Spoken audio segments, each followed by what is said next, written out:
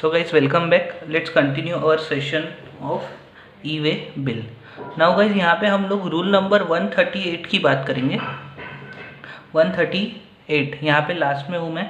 Rule number 138 जो हमें कुछ मैंडेटरी रिक्वायरमेंट्स बताता है related to e way bill. Okay, so where the goods are transported by registered person whether as consignor और consignee. तो guys यहाँ पे भी रजिस्टर्ड पर्सन इन्वॉल्व होता है, ठीक है, चाहे वो कंसाइनर हो या वो कंसाइनी हो. In both cases e-way bill जो है वो बनाना कंपलसरी रहेगा, ई-वे बिल फाइल करना कंपलसरी रहेगा. नेक्स्ट,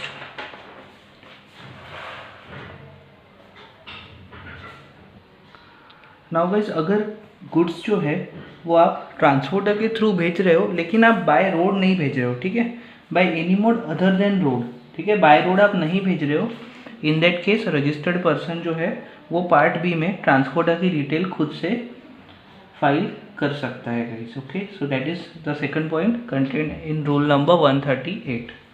उसके अलावा now where the goods are transported by railways और बाय एयर और वेसल. तो अगर आप गुड्स रेलवे या एयर या शिप के थ्रू भेज रहे हो, e way bill shall be generated by registered person being the supplier और recipient who shall either before और after the starting of the movement shall furnish information in part B. तो ऐसे case में part B जो है वो जो registered person जो गुड्स ट्रांसपोर्ट कर रहा है वही फाइल करेगा. ओके गाइज, नेक्स्ट और कुछ इंपॉर्टेंट पॉइंट्स मैंने यहाँ पर नोट करके रखे हैं. Now where the goods are transported by railway there is no requirement of e way bill. Now where the goods are transported by railway there is no requirement of e way bill along with the goods.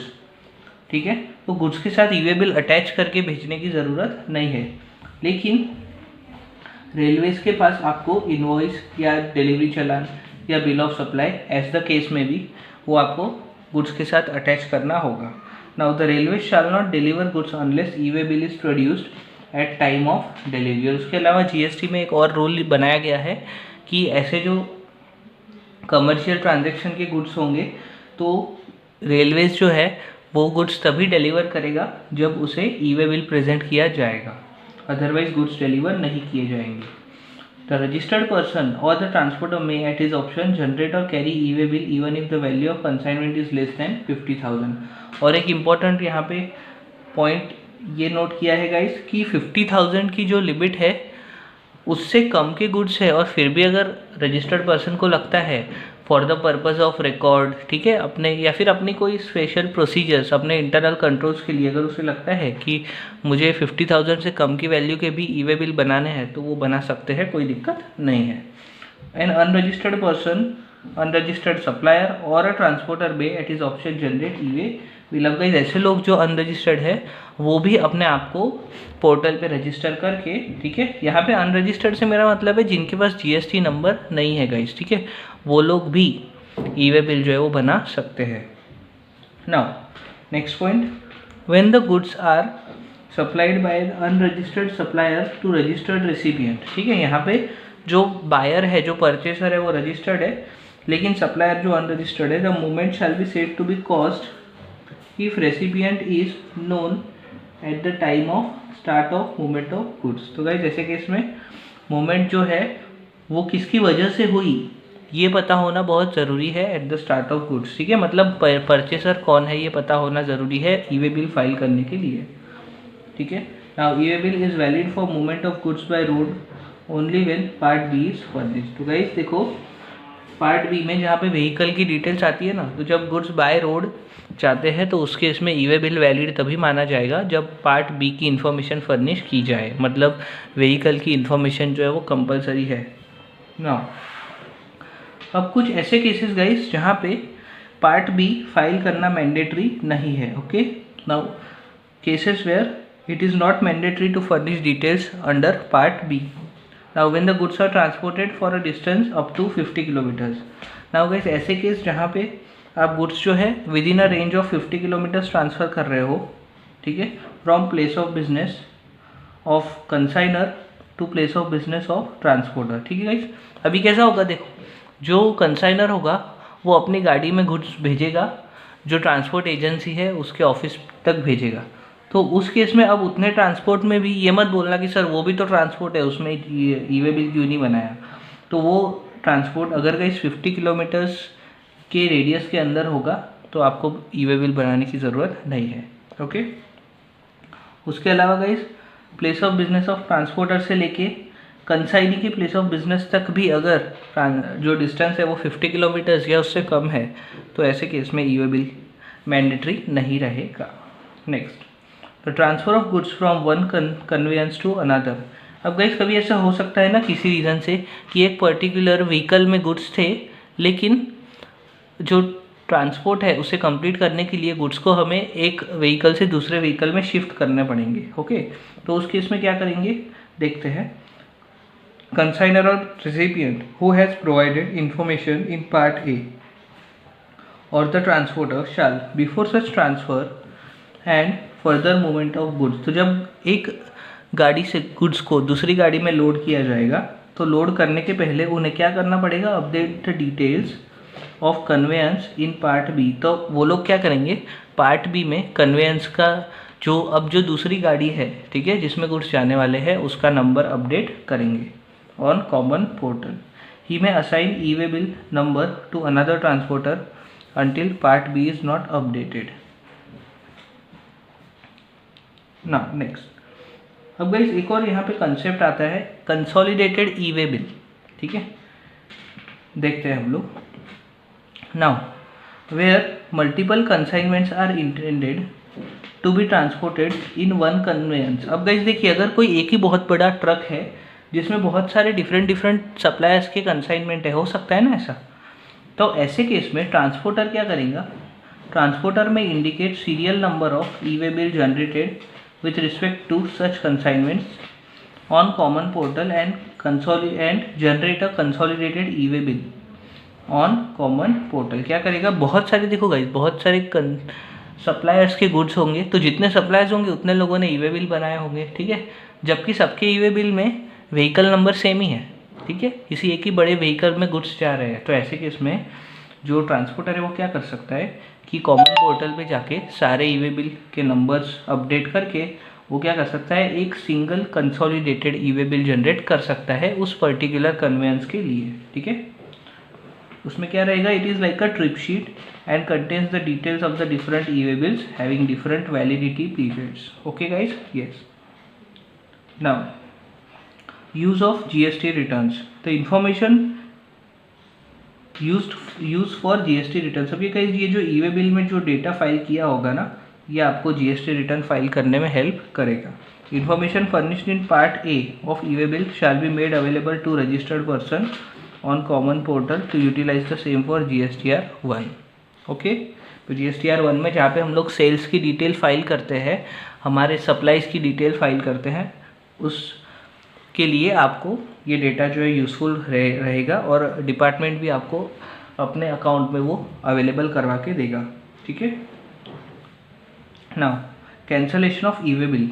अब देखिए guys, E way bill can be cancelled with in 24 hours of generation. ऐसा अभी देखिए practical life जब आती है तो कुछ भी हो सकता है। तो कभी ऐसा हो सकता है कि ई वे बिल बनाया गया लेकिन ट्रांसपोर्टेशन किया ही नहीं गया किसी रीज़न की वजह से, तो उस केस में 24 आवर्स के अंदर उसे कैंसिल भी किया जा सकता है। And e-way bill cannot be cancelled if it has been verified in transit as per 138B। अब गाइस किसी डिपार्टमेंट के ऑफिसर ने अगर चेकिंग के वक्त ये वेरीफाई कर लिया हो, कोई पर्टिकुलर ई-वे बिल को वेरीफाई करके उसने अगर कमेंट दिया हो कि ये पर्टिकुलर जो गुड्स है वो ऑलरेडी ट्रांजिट में है, तो ऐसे केस में आप ई-वे बिल कैंसिल नहीं कर सकते। ऑफकोर्स कैंसिल नहीं कर सकते क्योंकि ट्रांजिट तो शुरू हो चुका है ना। A unique e-way bill number generated is valid for a period of 15 days for updation of part B। अब देखिए गाइस, जो सप्लायर है वो जैसे ही ई-वे बिल जनरेट करेगा तो वो बिल जो है पार्ट बी, अब देखो जब तक के पार्ट बी में डिटेल्स आती नहीं है तब तक के तो वो कंप्लीट माना नहीं जाएगा, तो वो इनकम्प्लीट जो फॉर्म है वो 15 डेज तक वैलिड रहेगा। ओके, और उसे कंप्लीट कौन करता है, ट्रांसपोर्टर, जब अपने उस पर्टिकुलर नंबर में वो अपना व्हीकल नंबर अपडेट करता है तब। Now next, validity periods. अब गाइस यहाँ पे कुछ स्पेसिफिक फॉर्मेट में इन्होंने दिया है वैलिडिटी पीरियड्स। तो गाइज अगर आपका ट्रांसपोर्ट है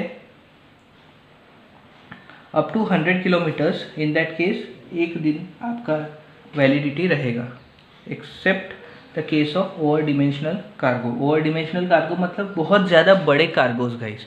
अब जो बहुत ज़्यादा बड़े कार्गो होते हैं ना, बहुत ज़्यादा बड़े व्हीकल्स होते हैं, वो बहुत स्लो चलते हैं, तो इसलिए उनको आप ये नहीं बोल सकते कि ये व्हीकल जो है ये एक दिन में 100 किलोमीटर्स कर पाएगा। ठीक है, वो 20-25 किलोमीटर्स करते हैं, एकदम स्लो जाते हैं, क्योंकि उसमें कुछ बहुत ही हेवी इक्विपमेंट्स होते हैं, जैसे कि किसी एरोप्लेन का विंग हो, ठीक है, तो वो विंग कितना बड़ा होता है, तो वो लोग उस विंग को जब ट्रांसपोर्ट करते हैं, या किसी बहुत बड़े विंड मिल का कोई विंग हो, ठीक है ना, तो उससे एकदम स्लोली ले जाया जाता है। तो वो लोग, वो ऐसी जो गाड़ियाँ होती है वो 1 डे में 100 किलोमीटर्स नहीं कर सकती है। ठीक है, तो उन्हें हम लोग यहाँ पे एक्सेप्शन में दिया गया है और उसे कहा गया है ओवर डिमेंशनल कार्गो।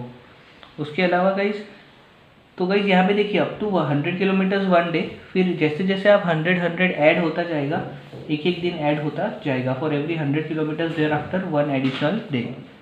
उसके अलावा up to 20 kilometres 1 day, 20 kilometres for over dimensional cargo. तो मैंने जैसे आपको कहा 20-25 किलोमीटर वो गाड़ी चलती है जो बहुत बड़ी साइज़ की होती है वो। ठीक है, और उसके बाद जैसे उसमें 20 ऐड होता जाएगा, एक एक दिन भी उसमें ऐड होता जाएगा। तो इस तरीके से वैलिडिटी पीरियड रहता है। नाउ कुछ और important points. E-way bill is not valid for movement of goods without vehicle number on it. तो गाइस देखो, जब तक पार्ट बी नहीं आएगा, मतलब व्हीकल की डिटेल नहीं आएगी, ई-वे बिल आपका वैलिड नहीं माना जाएगा। Once the e way bill is generated it can not be edited. एक बार जनरेट हो गया, उसको एडिट नहीं किया जा सकता है, उसको सीधा कैंसिल ही किया जाता है। ठीक है, फिर नया बनाया जाएगा। The e way bill may be updated with vehicle number any number of times. अब क्योंकि गाइस देखो, व्हीकल तो चेंज हो सकता है ना, जब तक कि गुड्स डेस्टिनेशन पे ना पहुँचे। ऐसा हो सकता है कि गुड्स जो है पहले एक व्हीकल में जाता है कोई पर्टिकुलर सिटी तक, फिर वहाँ से दूसरे व्हीकल में जाता है, तो ई-वे बिल में व्हीकल नंबर कितनी भी बार अपडेट किया जा सकता है।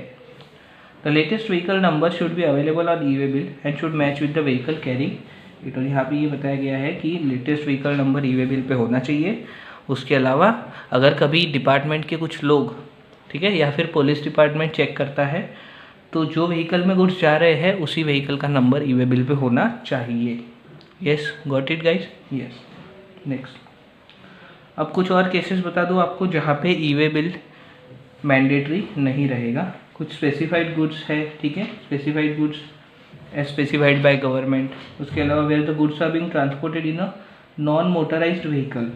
कई व्हीकल ऐसा है जिसमें मोटर ही नहीं है, जिसमें इंजन नहीं है, ठीक है, जैसे कोई वो पुरानी रिक्शा होती थी जिसमें बहुत सारा जो अनाज है उसे भर कर ले जाया खींच के ले जाया जाता है, तो ऐसे व्हीकल के लिए ई-वे बिल नहीं चाहिए। Okay, non motorised vehicle. उसके अलावा where goods are transported from custom port, airport, air cargo complex, land custom station to inland container depot.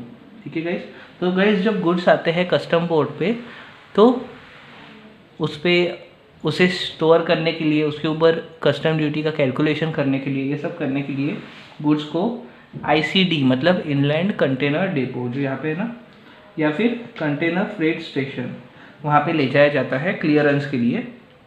तो उस केस में भी GST की ज़रूरत नहीं है। सॉरी, GST क्या बोल रहा हूँ, ई-वे बिल की ज़रूरत नहीं है। Next, the movement of goods within notified areas. कुछ notified areas as per government guidelines, ठीक है, अंडर रूल 138/14 में दिया है, उसके वो उस केस में भी ई-वे बिल की ज़रूरत नहीं पड़ जाएगी। ठीक है, now where goods are being transported are exempt from tax. या फिर ऐसे गुड्स आप ट्रांसपोर्ट कर रहे हो जो टैक्स से एग्जेम्प्ट है, तो फिर उस केस पे भी नहीं चाहिए। When goods being alcoholic liquor for human consumption, alcoholic liquor हो या फिर पेट्रोलियम क्रूड हो, HSD हो, पेट्रोल हो, या फिर aviation turbine fuel, in case में भी नहीं चाहिए। Where supply of goods being treated as no supply, या फिर आप कुछ ऐसा सप्लाई कर रहे हो जिसे सप्लाई ही माना नहीं गया है, okay, as per schedule 3। Now where the goods are being transported under customs bond, ठीक है, from an ICD to custom port और अंडर कस्टम सुपरविजन या कस्टम सील के थ्रू कोई गुड्स अगर ट्रांसपोर्ट हो रहा है तो उसमें ई वे बिल की ज़रूरत नहीं है। उसके अलावा guys where the goods are being transported और आर ट्रांसिट कार्गो फ्रॉम और टू नेपाल और भूटान, तो इंडिया से नेपाल या भूटान या नेपाल से इंडिया या भूटान से इंडिया, ऐसे केस में भी ई वे बिल की ज़रूरत नहीं है। ठीक है, अगर गुड्स जो है वो ट्रांजिट कार्गो के थ्रू आ रहे हैं तो। ठीक है guys, yes, when goods transported are exempt from tax. Okay, exempt from tax वाला तो आ गया था पहले भी। Any movement of goods under defence ministry, अब डिफेंस मिनिस्ट्री अपने गुड्स जब कोई, ठीक है, एम्यूनिशन हो सकता है, कोई वॉर का इक्विपमेंट हो सकता है, तो ऐसे केस में ई वे बिल नहीं बनेगा। ठीक है, या फिर जहाँ पे सेंट्रल गवर्नमेंट, स्टेट गवर्नमेंट या लोकल अथॉरिटी कोई गुड्स भेज रही है कहीं पे, ठीक है, तो उस केस में भी नहीं रहेगा। Now where the empty cargo, अब इस कार्गो ट्रांसपोर्ट किया जा रहा है लेकिन कार्गो में कुछ है नहीं, तो क्या एम्प्टी कार्गो के लिए ई वे बिल की ज़रूरत है? जी नहीं। ओके, उसके अलावा where the goods are being transported to a weigh bridge for up to 20 kilometres from place of business. अब गाइस जो बड़ी कंपनीज होती है ना गाइस, उनके ऑर्डर्स भी बहुत बड़े होते हैं। ठीक है, तो फॉर एग्जांपल 2,50,000 टन्स का किसी बड़ी कंपनी को ऑर्डर मिलता है, तो गाइस अब ये 2,50,000 टन्स आप वेट करोगे कैसे? आपके पास थोड़ी होना होगा, तो उसके लिए आपको जाना पड़ता है गाइस वे ब्रिज पे। ठीक है, ये बड़ी बड़ी इंडस्ट्रीज़ में आपको देखने मिलता है। फॉर एग्जांपल आपको इंडस्ट्रियल डेवलपमेंट कॉरपोरेशंस होते हैं ना हर एक स्टेट में, जैसे महाराष्ट्र में MIDC, गुजरात में GIDC। ओके, तो इस तरीके के जो कॉरपोरेशंस होते हैं वहाँ पे आपको वे ब्रिज देखने मिलते हैं, जहाँ पे बहुत बड़ी क्वांटिटीज़ में वेट मेजर करने के लिए वो बनाया जाता है स्पेसिफिकली। ओके, यस, तो अगर आप अपने प्लेस ऑफ बिजनेस से 20 किलोमीटर्स की रेंज में गुड्स ले जा रहे हो किसी वे ब्रिज पर जहाँ पे आप उनका वेट चेक करने वाले हो, तो ऐसे केस में भी ई वे बिल की ज़रूरत नहीं पड़ेगी। उसके अलावा empty cylinders of LPG being moved for reason other than supply, empty cylinders भेजे जा रहे हैं, ठीक है, एंड रीज़न जो है वो अदर देन सप्लाई है, तो इन दैट केस आपको ई वे बिल की ज़रूरत नहीं पड़ेगी गाइस। ठीक है, तो यहाँ पे हमारा ई वे बिल का डिस्कशन जो है वो कंप्लीट होता है। आई होप यू एंजॉयड, और बहुत कुछ नया था इसमें। ठीक है, जो बाकी तो हमने टैक्स का पढ़ा था, तो वैसे तो सर्विस टैक्स और वैट पहले भी हुआ करता था, लेकिन ये ई वे बिल की जो बात हमने की ये पहले बिल्कुल नहीं हुआ करता था ऐसा कुछ भी, तो ये बिल्कुल नया था। तो I hope you have enjoyed. I see you in the next topic, जहाँ पे हम लोग पेमेंट ऑफ टैक्स की बात करेंगे under GST। Okay, so see you, take care.